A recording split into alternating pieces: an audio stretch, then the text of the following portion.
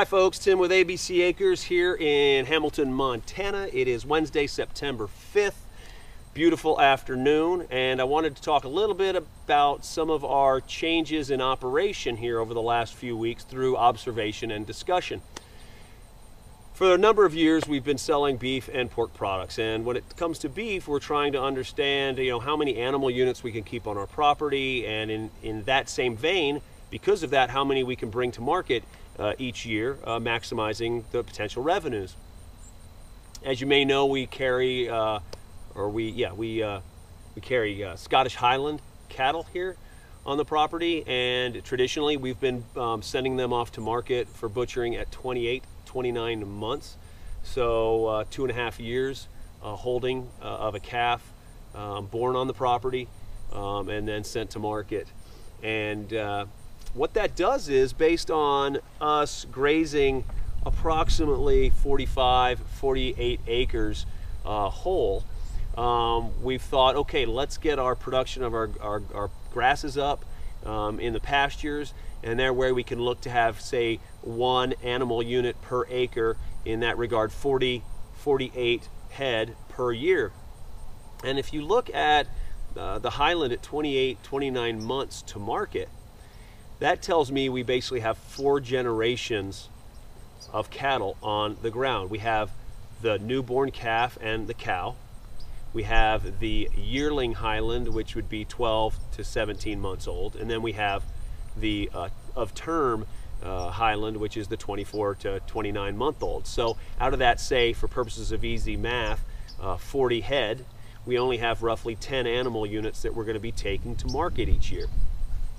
So we create a cap on the potential revenue.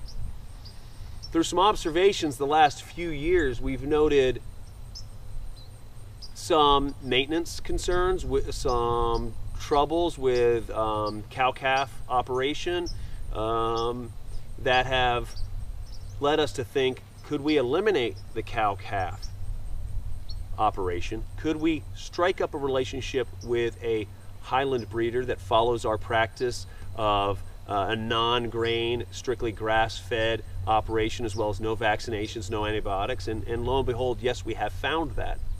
And so looking to 2019, we will remove our cow-calf aspect of our herd, and we will now start to take possession of yearling cattle each year. So when you now look at our 40 head per year, we could safely say we could have approximately 50% of those in that term, 22 to 9 months, year to year, taking our butcher ready units from 10 to potentially 20. At the same time, eliminating the strain, the headache, the time, the cost into the cow-calf aspect of the herd. We don't sacrifice on the quality of the product, because we have a farmer that is following our strict principles when it comes to animal husbandry. We get that animal at 8-9 months of age upon weaning, and then it gets to be in our system for almost 2 full years through the paddock rotation system to build up what we believe to be a very high quality beef product.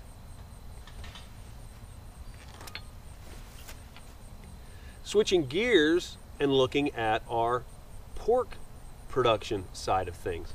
For the last 4 or 5 years, we've had large blacks, we've had crosses, we've had coonies, we've tried all sorts of things to try to hit the mark with regards to our community, the disposable dollar of same, and it's been tricky. We've held the sow, and we've held the boar and the mating pair over the winter, and that has come with a cost, a financial cost. Time, effort, late January, early February first litters, concerns, castration of the boars. There's just a lot that goes into it. There's a lot of feed value into that, and we've seen those costs in excess of $2,500, $3,000 in a holding our herd over December 1 through March. And so we've stepped back and said, could we eliminate the mating pair model from our pork production, find that same farmer that follows our ideals with regards to quality control, and pick up a litter of a dozen or two piglets in January, February, March, raise them through our system, and butcher them November-ish, at 9, 10 months of age, thereby establishing the same quality control as far as product, but eliminating an expense management maintenance concern. And that's something we're looking very closely at. And this all culminates with the fact that we have tried and modeled different financial models year after year here at the farm, from selling shares of pork and beef, quarters, halves, and wholes, then getting our meat locker license through the Department of Livestock, and now we can sell cuts of meat. So now the price point goes up a little bit.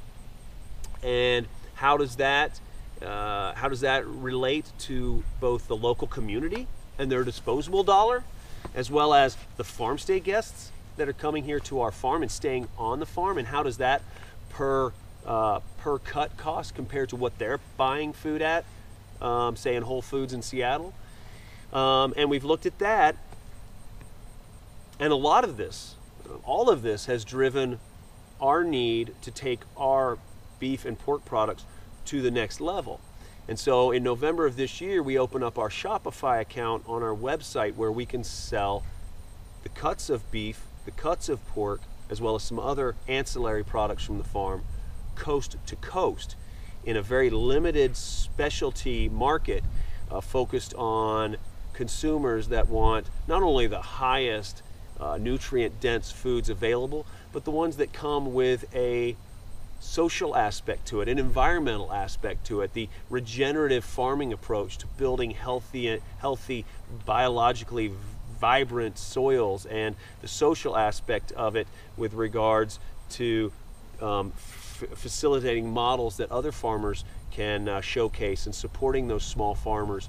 And so that has led us to these two shifts in our beef herd and our pork herd. Is that the proper way to say it? Our cattle herd and our pig herd, with regards to our model of efficiency, our model into quality control, and our model into the volume expectations. And this is all an observation over the last 4 or 5 years. ABC Acres has evolved like I always tell people, like our fourth child. It's constantly showing us the way.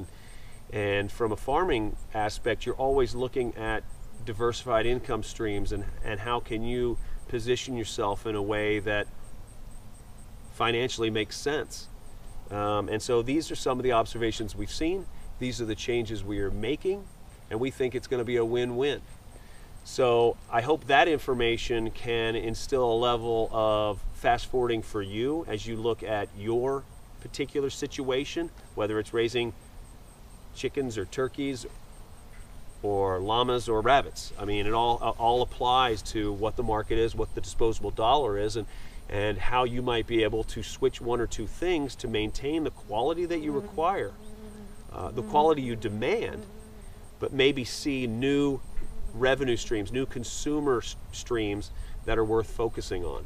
And so those are changes we've made. I'd be interested to hear about what are some of the things that you're doing, or how we might be able to modify our model and offer some advice or some insight into what you're doing to better that. So I hope you appreciate the few minutes talking or listening to me speak here this afternoon. And we'll look forward to getting back into the physical things next week with the September 12 video. So until then, happy growing and enjoy your afternoon.